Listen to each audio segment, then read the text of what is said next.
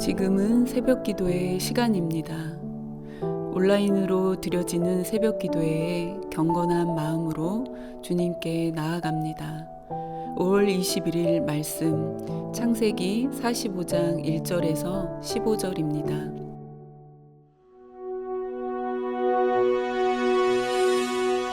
요셉이 시종하는 자들 앞에서 그 정을 억제하지 못하여 소리질러 모든 사람은 나에게서 물러가라 하고 그 형제들에게 자기를 알리니 그때 그와 함께한 다른 사람이 없었더라.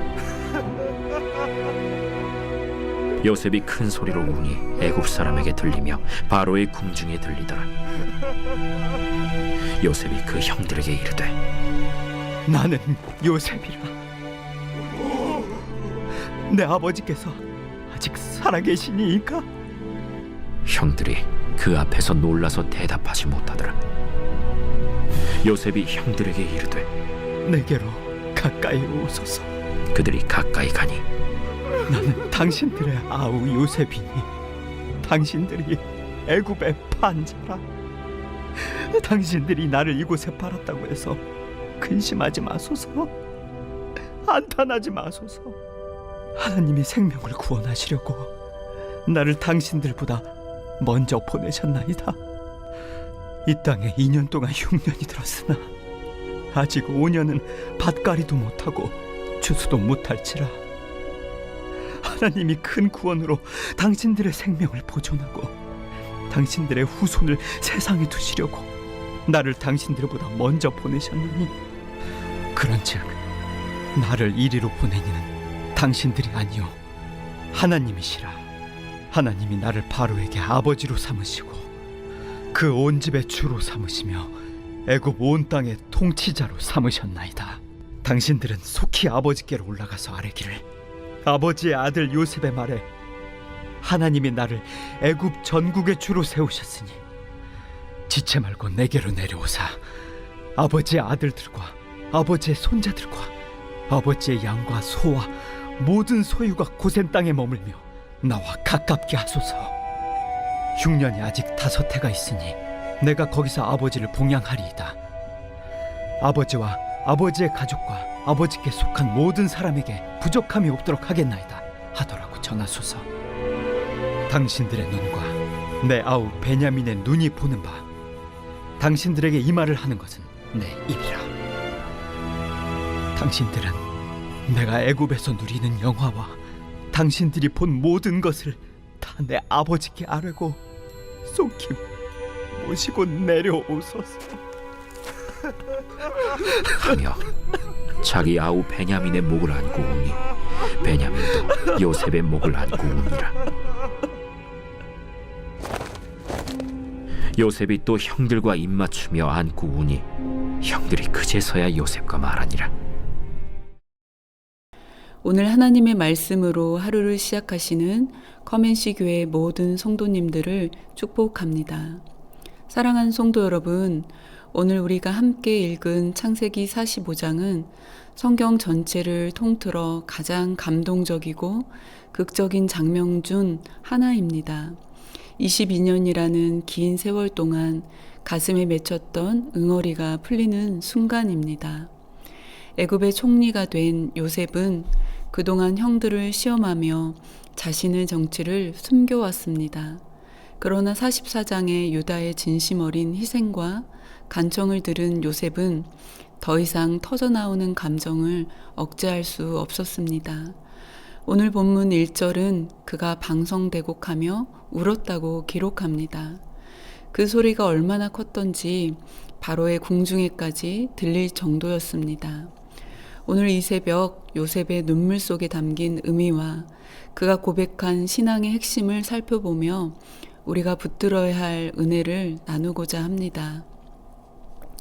첫 번째 1절에서 4절을 보면 두려움을 넘어서는 용서를 볼 수 있습니다.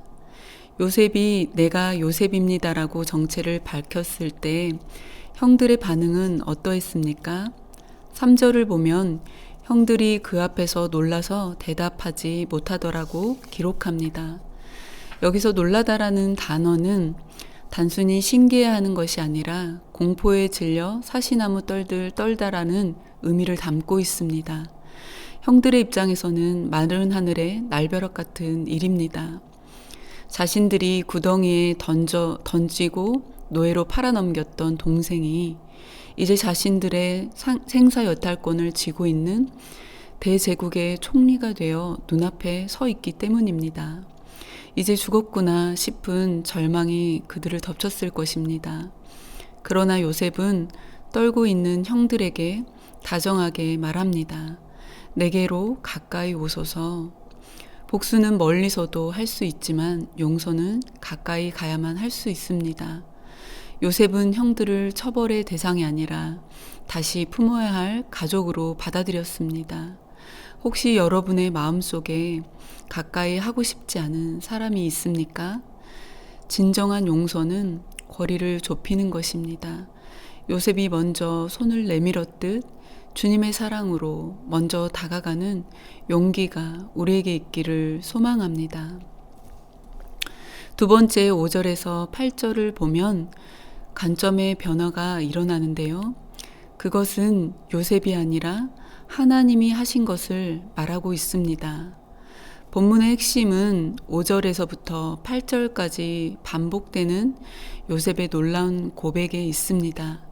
요셉은 형들이 자신을 판 것에 대해 괴로워하거나 자책하지 말라고 위로합니다. 그러면서 사건을 해석하는 관점을 완전히 뒤바꿔 놓습니다. 5절부터 보면 5절입니다. 하나님이 생명을 구원하시려고 나를 당신들보다 먼저 보내셨나이다. 7절 하나님이 큰 구원으로 당신들의 생명을 보존하고 나를 당신분들보다 먼저 보내셨나니 그런즉 나를 이리로 보낸 이는 당신들이 아니요 하나님이시라. 요셉은 자신의 고난을 형들의 악행이라는 인간적 관점에서 보지 않고 하나님의 구원 계획이라는 하나님의 신적 관점에서 바라보았습니다. 형들이 판 것은 맞습니다. 그것은 죄였습니다. 하지만 요셉은 그 악을 선으로 바꾸시는 하나님의 손길을 보았습니다. 내가 이곳에 온 것은 형들의 미움 때문이 아니라 흉년으로부터 가족과 열방을 구원하시려는 하나님의 보내심, 사명의 섭리였다는 고백입니다. 이것이 바로 하나님의 섭리를 믿는 신앙입니다. 내 삶에 일어나는 이해할 수 없는 고통, 배신, 억울함 뒤에 하나님의 선하신 계획이 작동하고 있음을 믿는 것입니다. 이 믿음이 있었기에 요셉은 복수심에 인생을 내버려진 것이 아니라 하나님 안에서 회복되고 성장하고 성숙하며 오히려 형들을 위로하는 넉넉한 사람이 될 수 있었습니다. 세 번째 9절에서 15절을 보면 사명을 확인해 볼 수 있습니다. 요셉은 이제 과거의 상처에 머물러 있지 않습니다.